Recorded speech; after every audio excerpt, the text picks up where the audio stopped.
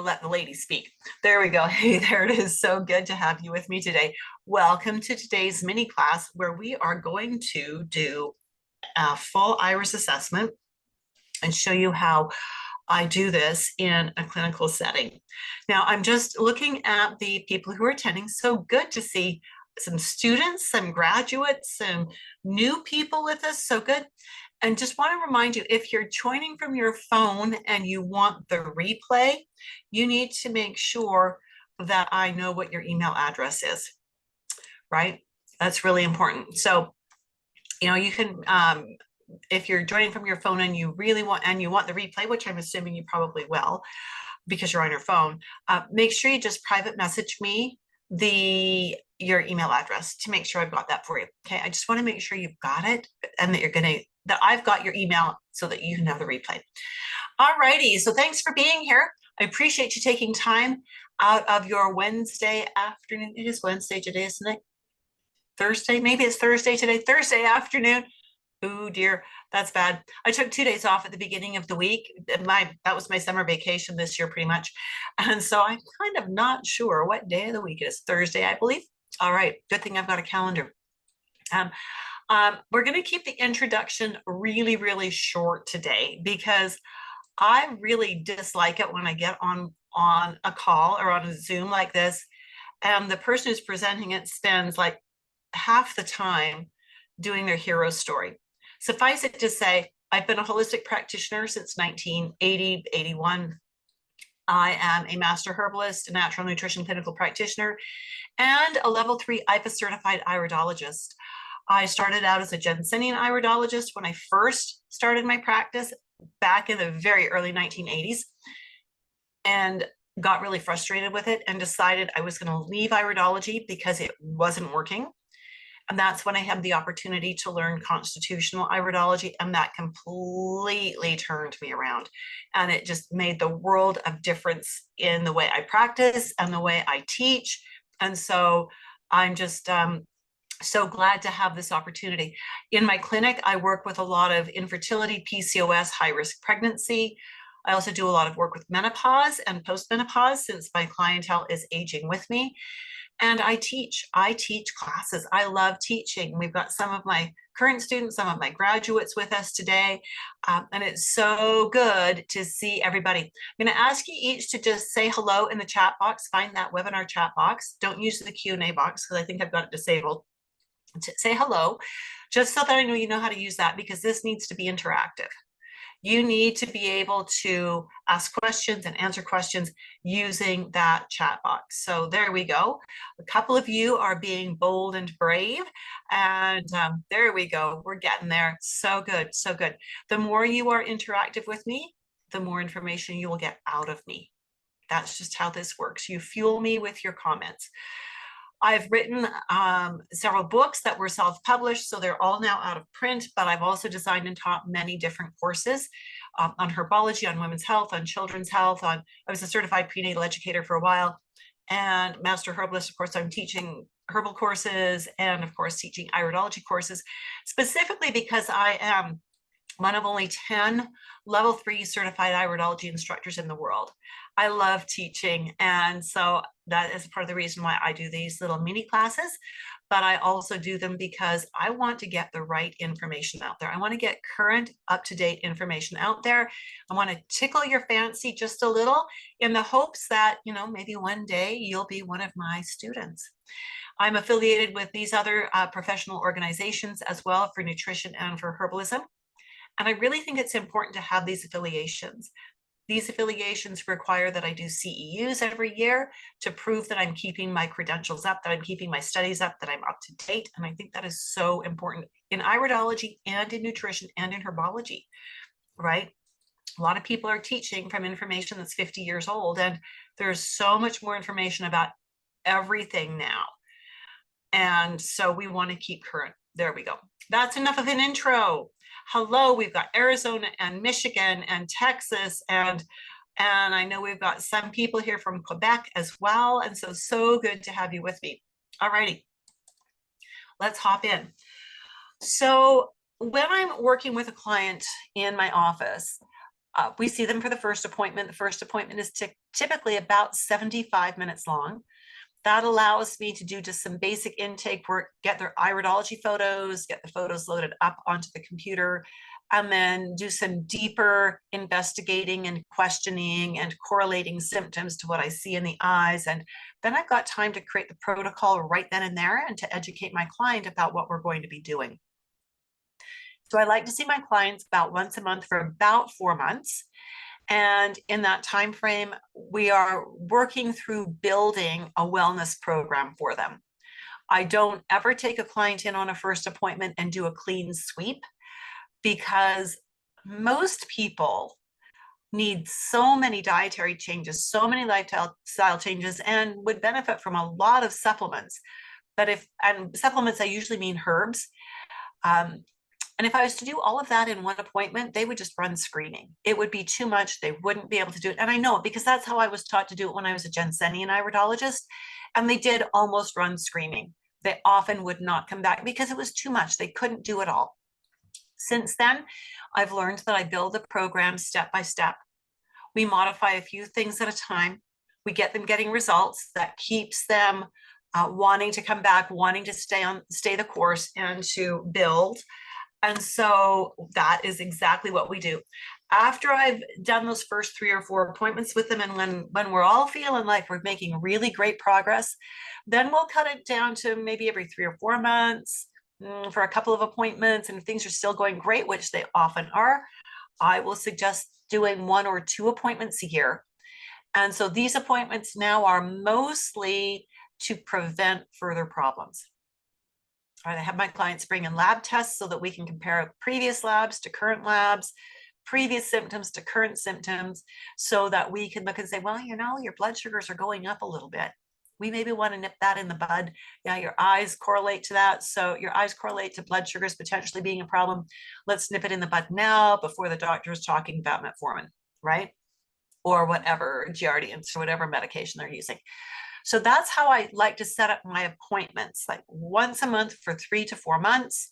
And then we start reducing them, and the appointments get shorter and they get shorter. When we're down to every 6 months, they're often 30 minutes, which of course makes them more affordable for clients. If we get it down to once a year, I typically want it to be a 1 hour long appointment once a year. Give us time to really dig deep, find out what's changed in their life, what's changed in their diet, what's changed in their health, what's changed in their world, so that we can make sure we are staying on top of everything and that we are being preemptive, right? We want to interrupt symptoms before they become deeply ingrained problems. So this is a male client whose eyes we're looking at. We're just going to spend the whole time looking at his eyes, but we're going to look at different versions of the photos. 64 years old, 5'11", 175 pounds. When we did these photos about a year ago, he was saying he'd rather weigh 165.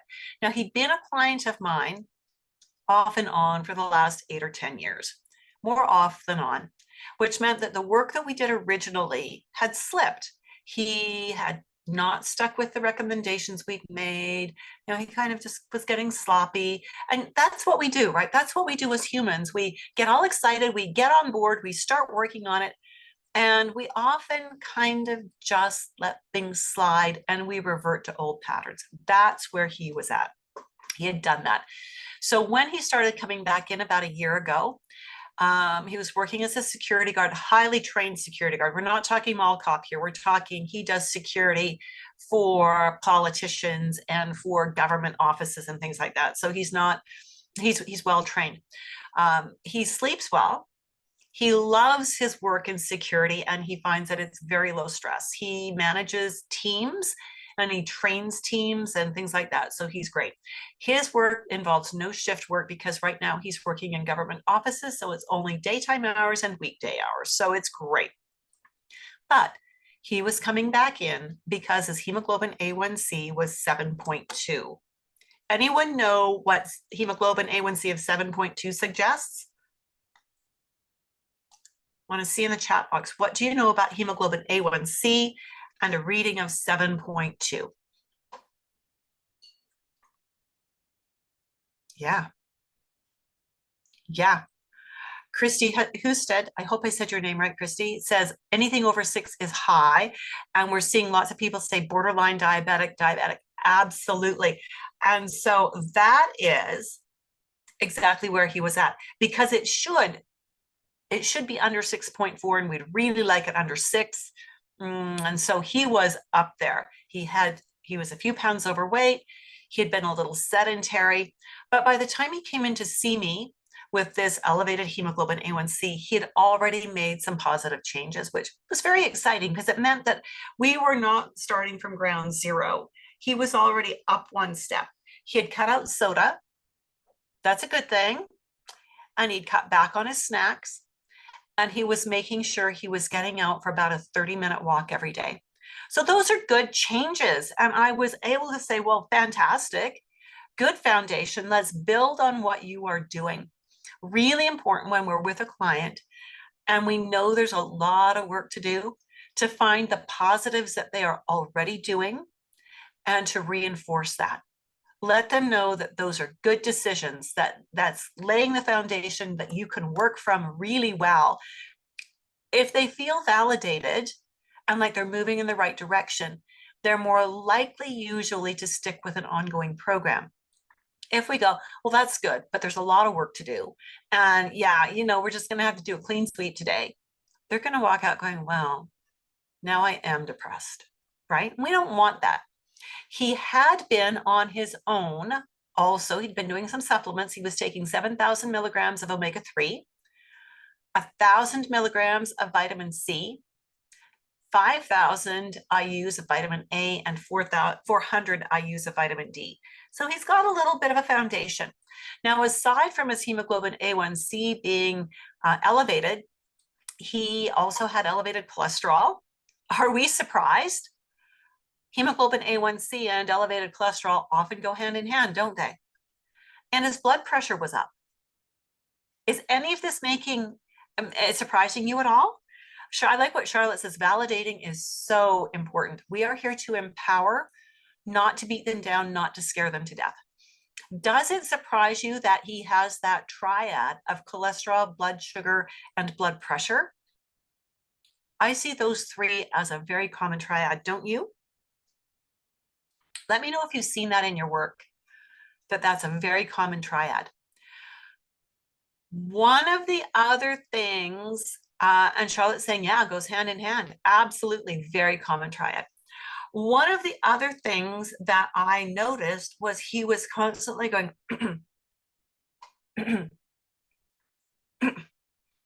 what do you think that tells us? I know it's not iridology, but it's going to tie in. What does that tell you when someone is constantly clearing their throat? Any ideas? Extra mucus, yeah. Postnasal drip, maybe. Yeah, that's a good guess, Kara. That's a really good guess. That's one of the possibilities. Is there another one? Lymph issues, possibly, Marie. Anything else? There's one that a lot of people don't think of, and I think this was his problem. Blood pressure meds, allergies, sinus, yeah, could be. Maybe some allergies in there, yeah. There's still one more. Histamine intolerance, probably not, Carol Ann. And I can speak directly with Carol Ann. She is one of my students. And so probably not histamine intolerance because he didn't have enough other symptoms. Histamine reactions are usually pretty life-changing. Chemical buildup, maybe a dairy allergy. Okay, let's look at this in another light. My first reaction was, I wonder if he's got a hiatal hernia, aka locked diaphragm.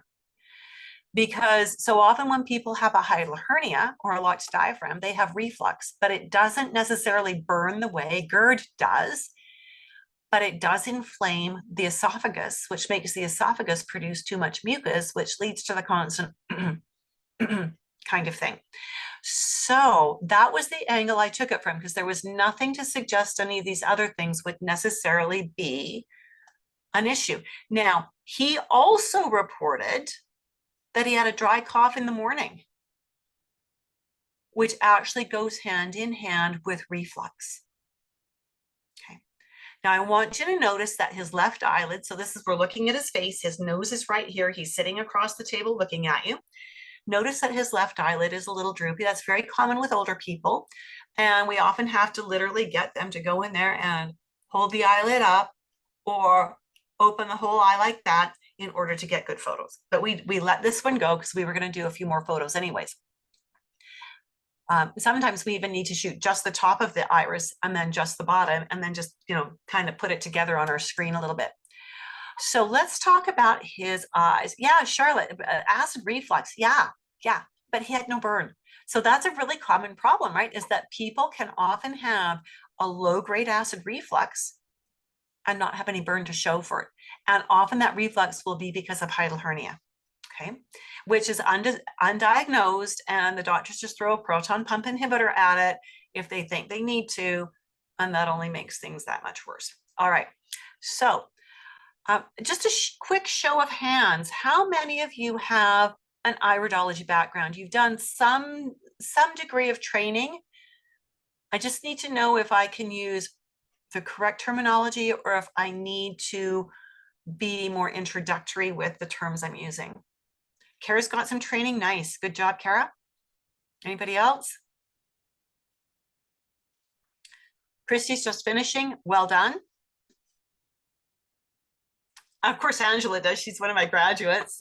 You make me chuckle, Angela. So cute. So good. Carol Ann says, with the best. Thank you, Carol Ann. She's one of my students. New to it, but I may know the terminology, says Charlotte. Okay. Excellent.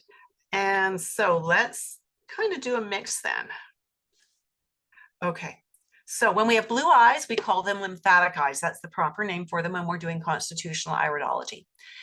Lymphatic constitution people are prone to systemic acid imbalances and lymphatic insufficiency. Hopefully you've got your anatomy and physiology under your belt, because I'm not going to retract and discuss all of those. These eyes are also neurogenic, which may mean that he might burn through his nerve nutrients too quickly and he might internalize his stress. Now, to his credit, he has learned to be very chill. You can't be uptight and be a security guard, right? Especially a high-level security guard. You got to be chill to do the job well.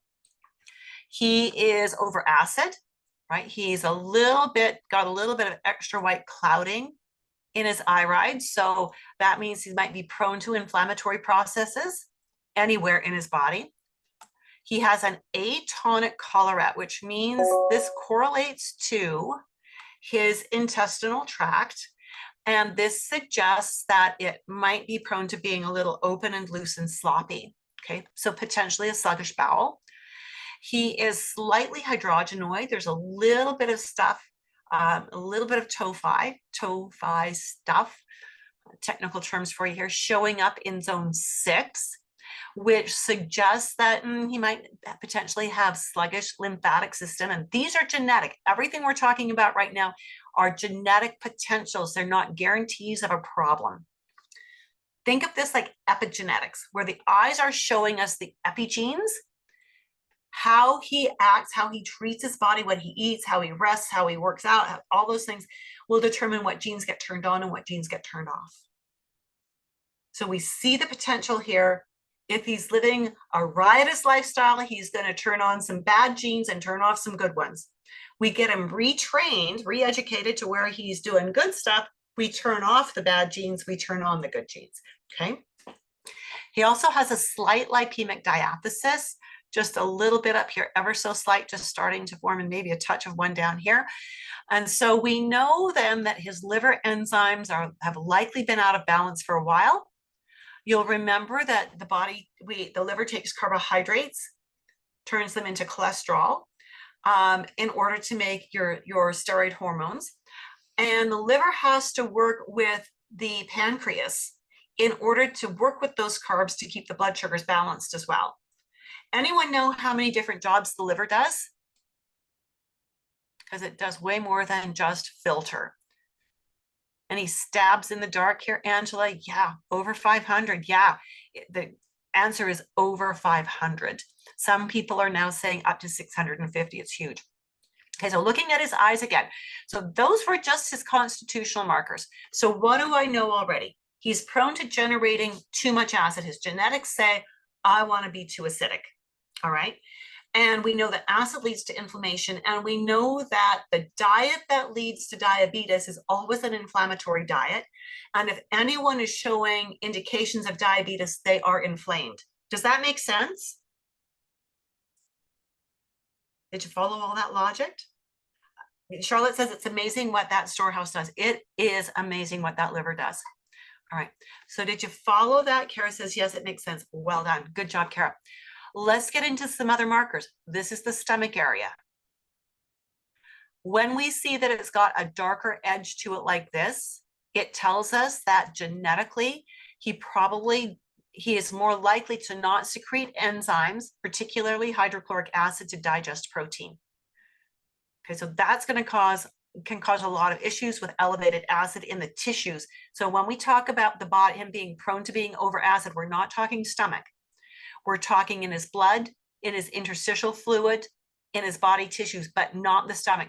Usually it'll be an under acid stomach accompanying an over acid body. That's just how it works. We've got a slight brown pigment in his right eye in zone 3 at about 22 minutes. Oh, it is a tiny one right there. Ever so tiny. Whoa, little, right?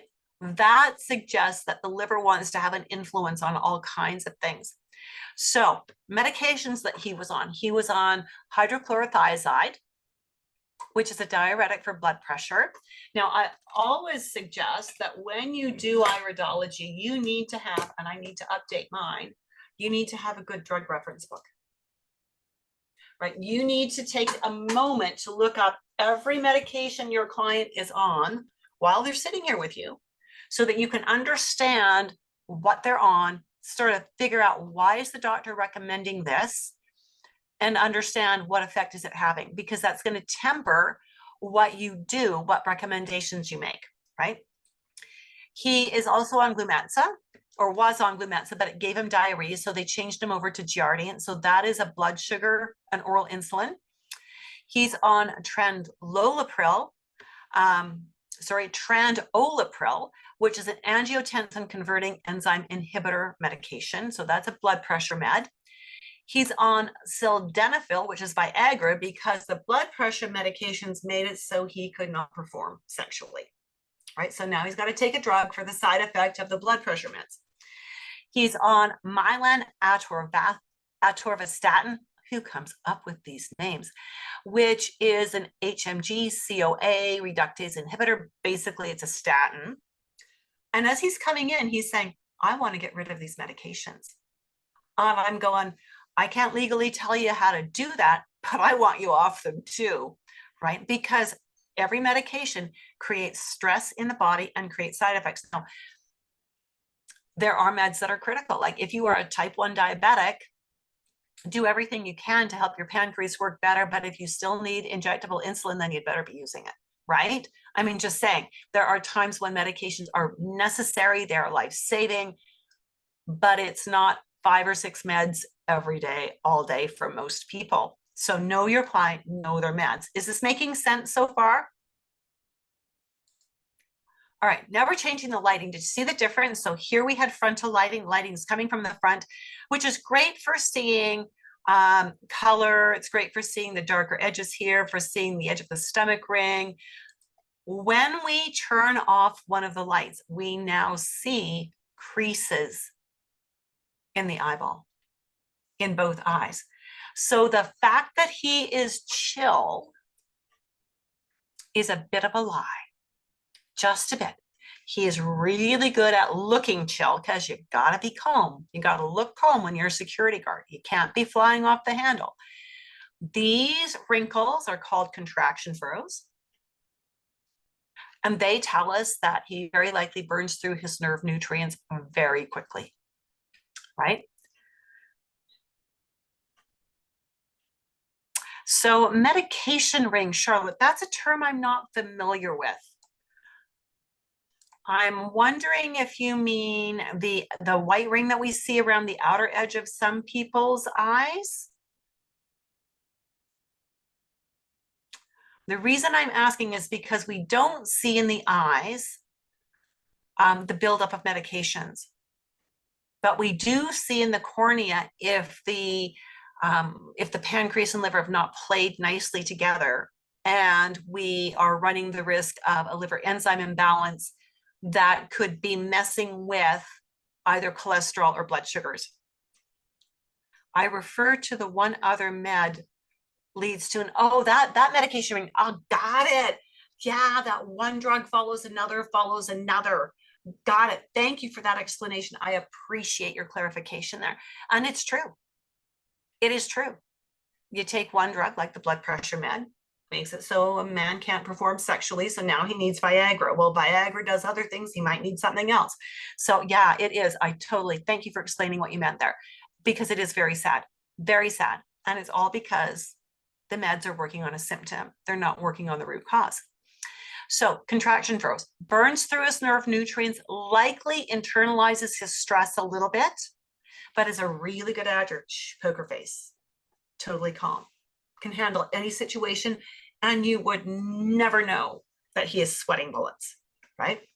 So that gives us more information. Then we're going to look at the sclera.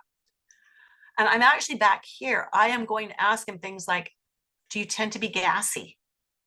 And if you are gassy, are you burping? Are you farting? And what kinds of foods make you burp? What kinds of foods make you fart? And if you fart, what is the odor like?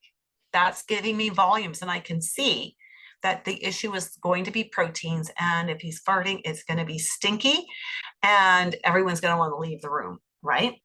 And I know that he's prone to building acid. So we need to ask about the rest of his diet as well, because if you're putting in foods that will contribute to the acid load, it's going to manifest this. The body is going to be inflamed, right? So I need to know, what is he eating and drinking, so we can work with that too. Now remember, he wants to get his blood sugars down. Diet's going to be a huge part of this. Then we are looking at the sclera. So this is his left sclera. All right. So what we see here is a bordered meander, and we have another one up here. And what that means is there's congestion in his circulatory system, and that it's getting bad enough that the body has got to set up auxiliary circulation. So the cholesterol is having a really negative effect on his circulatory system. We need to get rid of that.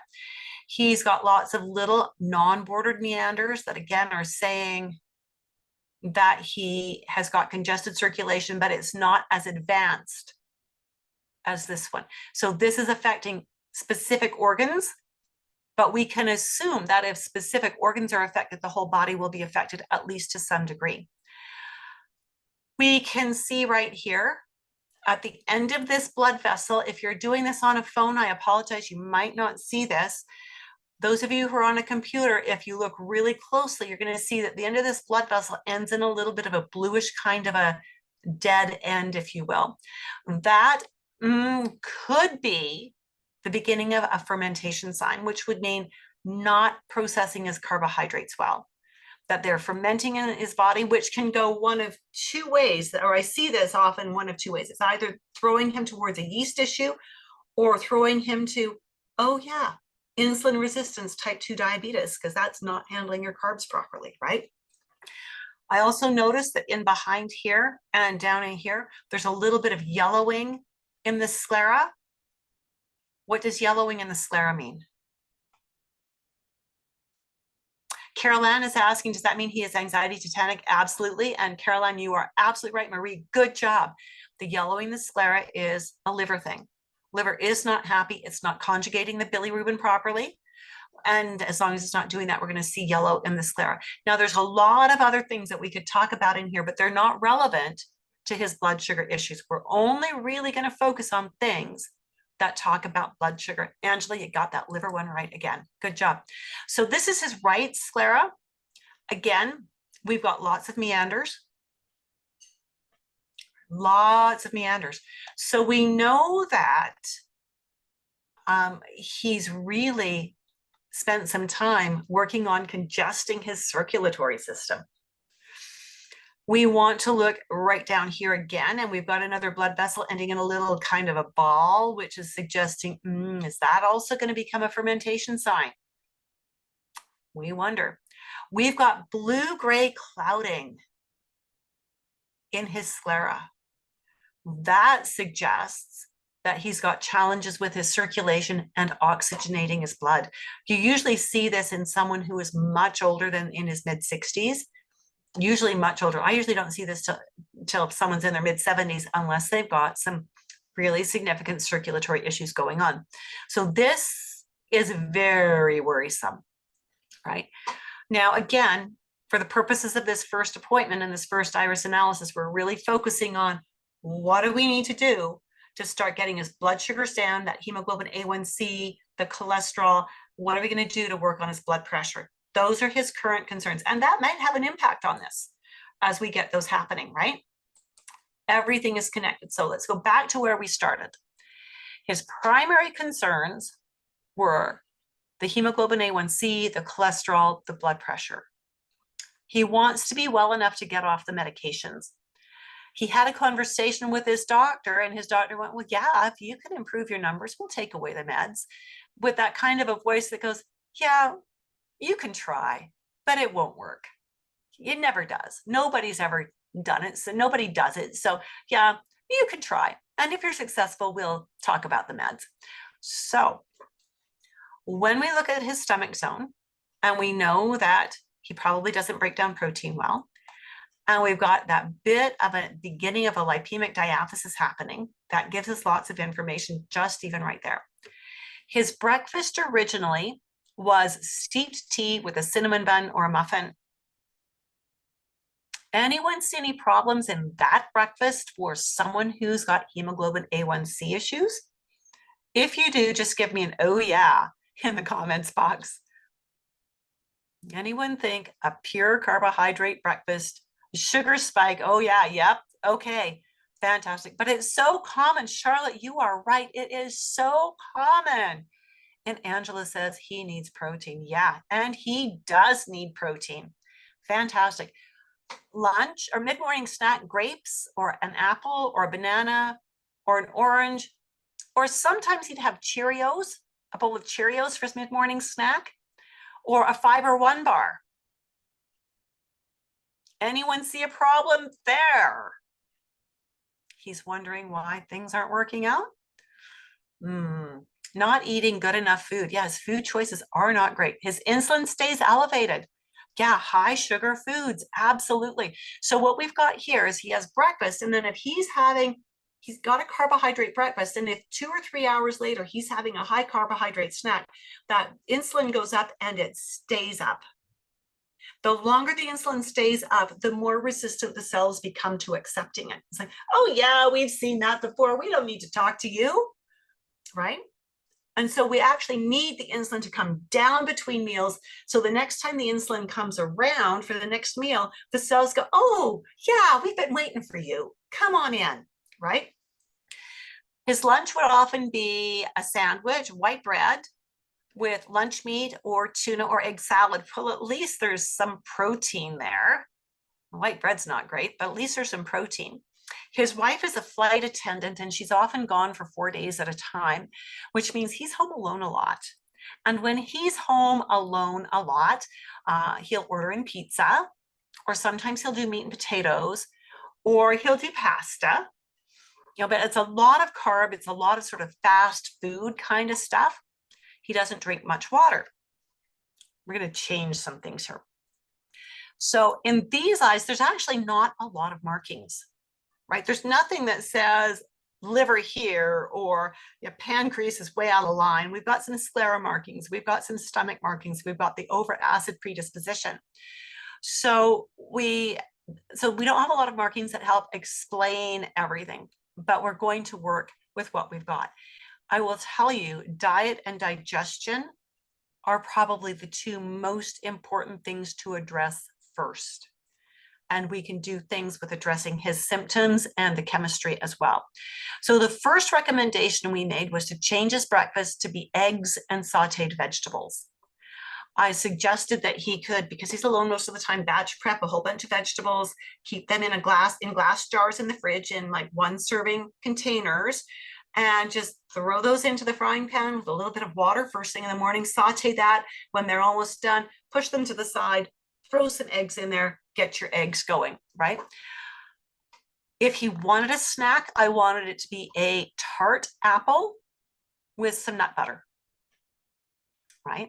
The tart apples have a much lower sugar response than the sweet apples. And of course, a good quality nut butter, perhaps an almond butter could be helpful with, it's not really a ton of protein, but at least it's not quite the sugar spike he'd get from some kind of a breakfast bar. For lunch, I suggested a large leafy salad with some kind of meat. So it could be chicken or fish or beef or anything. Maybe he could cook some extra the night before or batch cook enough for a couple of days and just eat off that.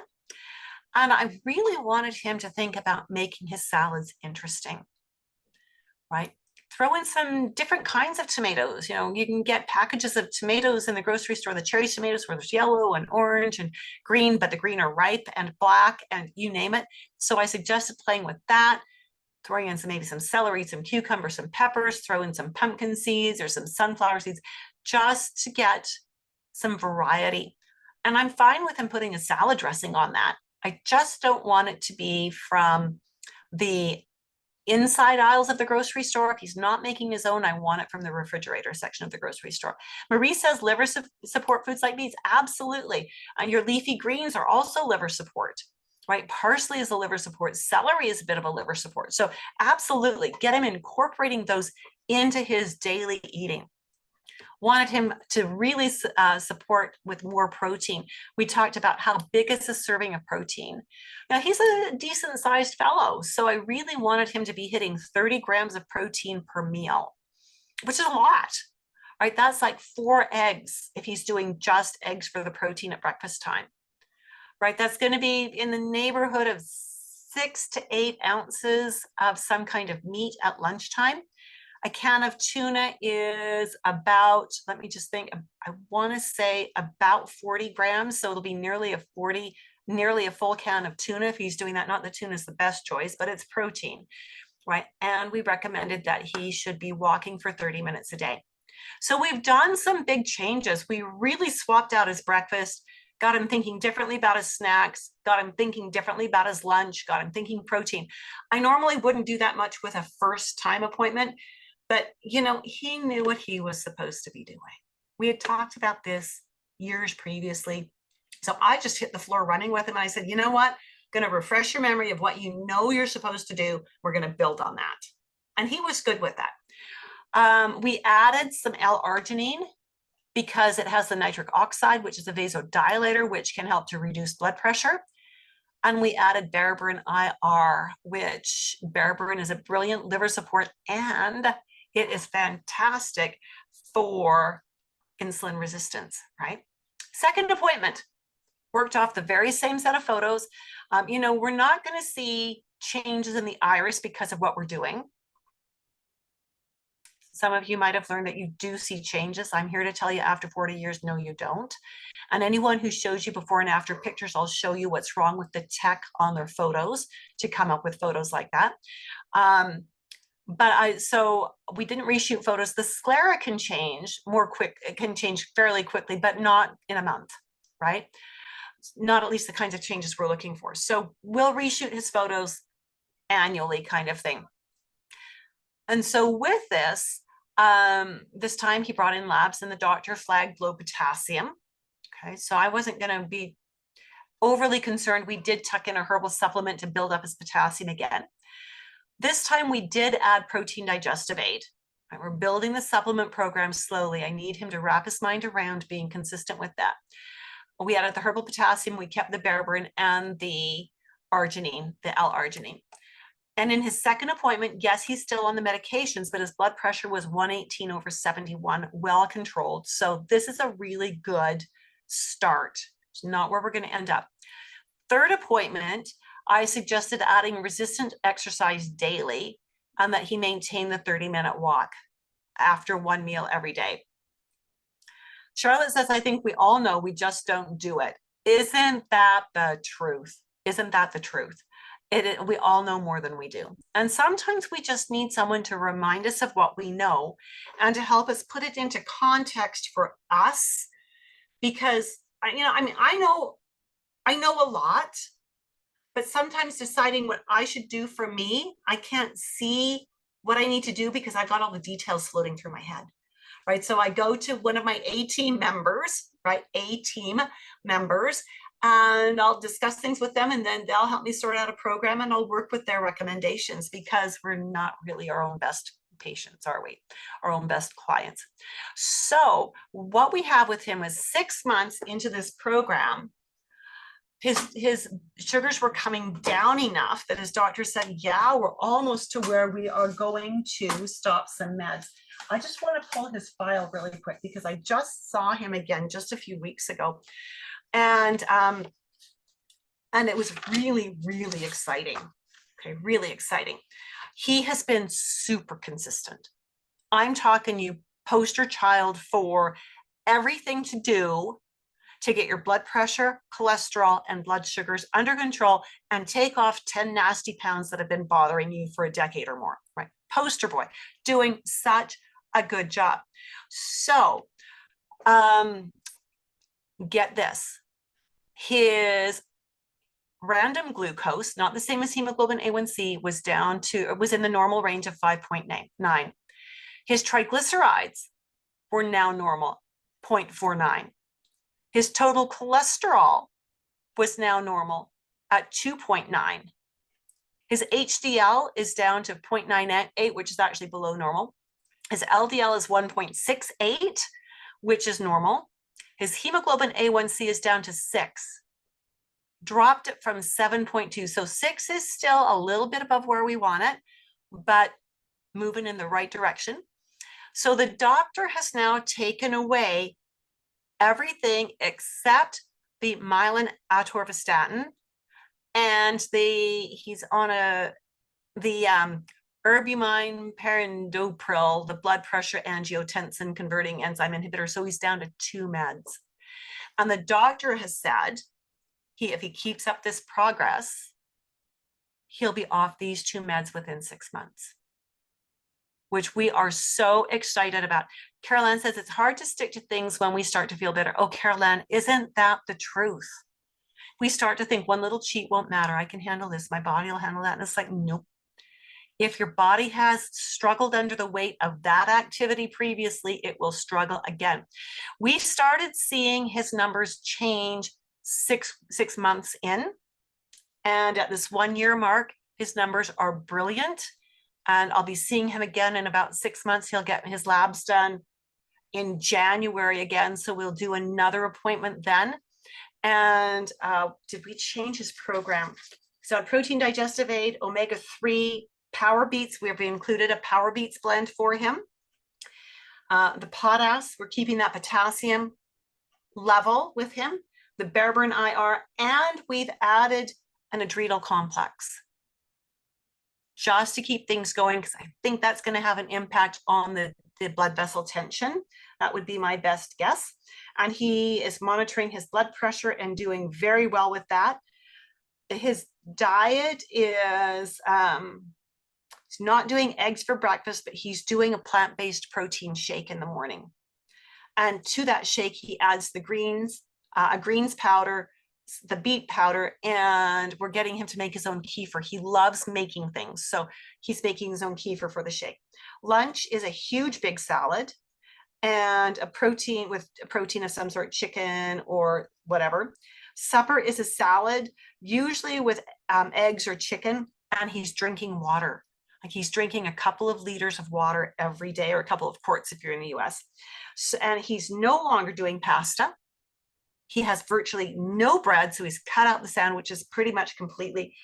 He is doing such a good job. It's funny because he came to me because his wife has been a client of mine for even longer. She really does have some challenges sticking to a program, partially because of being a flight attendant and flying for 4 days at a time, and hotels and suitcases and restaurant food and things like that. And she keeps saying to him, as he reports, she can't believe how well I've done. And, she says, I wish I could do that. And she could. Her why isn't big enough yet, right? And so we'll work with her eventually. He did such a good job. This is what I love about the clinical work. When you instruct a client and they follow the instructions and they get the results you know they can get, and then they feel great, right? And they've done the work. I love that Charlotte says, well done. And yeah, it's a huge pat on the back for this gentleman. I was the teacher. He is the healer for himself, right? Because he did the hard work. He took it to heart and he got it all organized. So this is very, very cool. That's how I do an iris assessment in clinic, right? Find out what does the client want help with? What are their symptoms? Gather a little bit of history. I need a little bit of personal and family history. Shoot the eye photos. Look at the eye photos to find, what do these eyes teach me about this client? Well, we've got the yellowing in the sclera that suggests liver. We have the 2 markings that could turn into fermentation signs. They might be on their way there. That's a bit of an issue. We've got the stomach zone areas that tell us probably not great at digesting proteins. And that explains a lot of when you don't digest proteins, it creates that domino effect of so many other things. Angela says you have them fill out any paperwork. The only thing I have them fill out is the nutritional client statement, which is simply a release form. And you have access to that in your student. It was in the very first, the welcome screen for the course when you're in the course, right? I don't have them fill out a questionnaire. I stopped using questionnaires years ago. Instead, I have the questionnaire. And as we're talking, I will fill in the bits of information that are relevant. But on any questionnaire, half the questions mean nothing to that client. They will not give you any valid information. I'm not going to waste my client's time or their appointment time filling in details that are not important right now. So they simply fill out a release form. I use the what would you like my help with? And is there a personal or family history of anything questions? You know that from the course. And beyond that, I correlate their symptoms with their eyes and use that to ask the questions that I need to have answers to. So the eyes guide the questioning, right? I've never yet had anyone complain about not having to fill in a questionnaire, right? So nice. They would far rather talk. They would far rather be heard. They would far rather be asked questions that are relevant to their situation.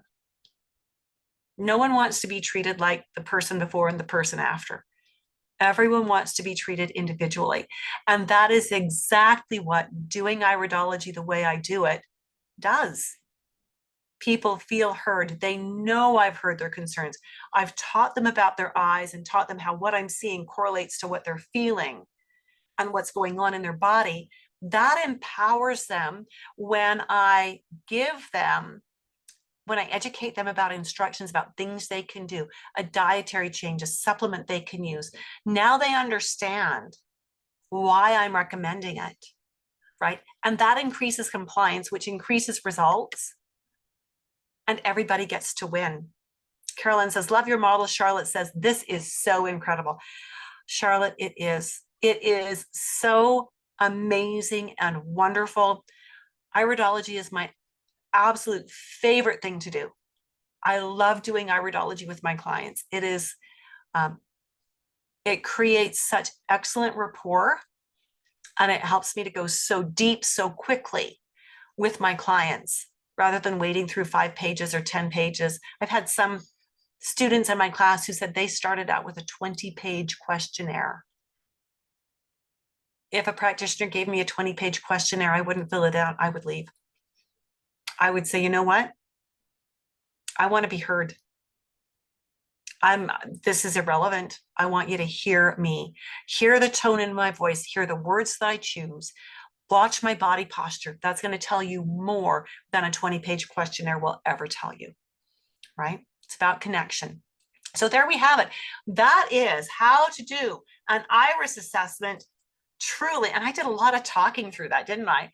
The assessment, if I was just sitting here looking at his eyes in his case, I would have the assessment done in probably 7 to 8 minutes. My students know that that's how we practice. We practice doing the rapid fire assessments and the rapid fire program creations. And then, but you know, I'm teaching you. I'm sharing information with you. And when I'm with my clients, I'm sharing information with them, right? So takes a little bit longer, but always that first appointment is 75 minutes or less. Carol Ann says, this was great. Thank you. You are most welcome. Truly appreciate you being here. Are there any questions? I've run to teach another class in about 10 minutes. Any questions, anything? Oh, you know what? We've got one more. If you are interested, do this real quick.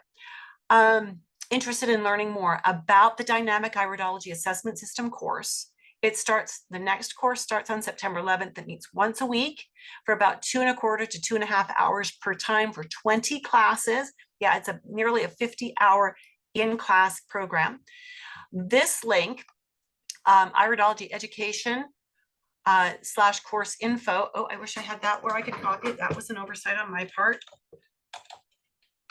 Let me just type it in quickly.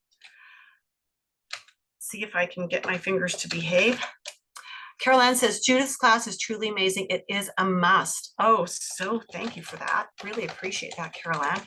Iridology.education. You'd think I would know my own URLs, but I don't.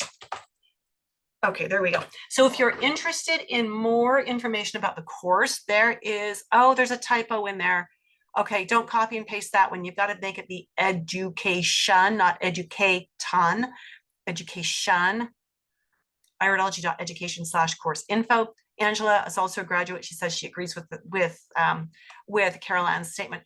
If you want more information, go to that link. And actually, can I just correct that really quick? Delete. Oh my goodness.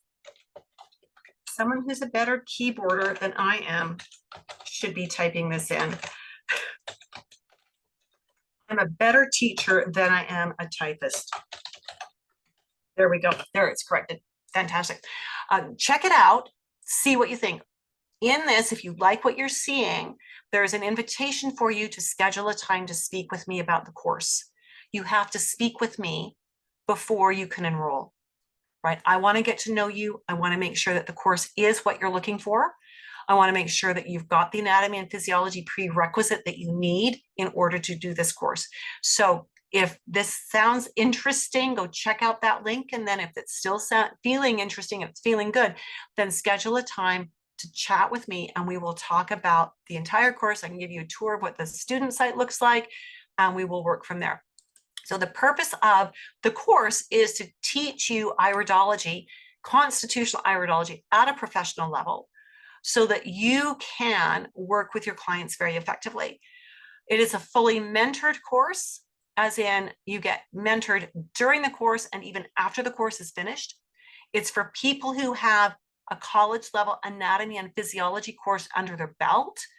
And if you don't have that, but you're interested in learning iridology, reach out to me. I will send you a link to an anatomy and physiology course that meets the requirements. And you can get that done, and then we can talk more about the iridology course. The purpose here is to help you develop client programs quickly and succinctly so that your clients are not overwhelmed with what they need to do, so that they can have better compliance and they can get better results. That's going to give you long-term retention, right? If they get results, they're going to come back. They might drift off for a few years, but they will come back. I see that all the time. So again, if you're interested, here you go. Here's the link. Just before we wrap up, any questions, any comments, anything I can help you with? We've got about 3 minutes before I've got to get off and get onto my other Zoom class. Anything I can help you with? Are we good? Shirley says, thank you. This was great. You're very welcome, Shirley. Charlotte says, no questions at this time. Fantastic. And certainly if you have any questions, reach out to me. Angela said everything was great. So good, Angela. That's just a quick refresher for you. So good. So good. All righty. Well, it looks like everybody is happy for the moment. So that's always positive. If you're watching this on the replay, and I should have said this at the beginning, if you watch this on the replay, take a moment to like the video, drop a comment, share it with a friend, subscribe to my channel, all that good stuff. It just makes my YouTube channel a little more visible. So I look forward to speaking with you soon and have a great evening. Bye for now.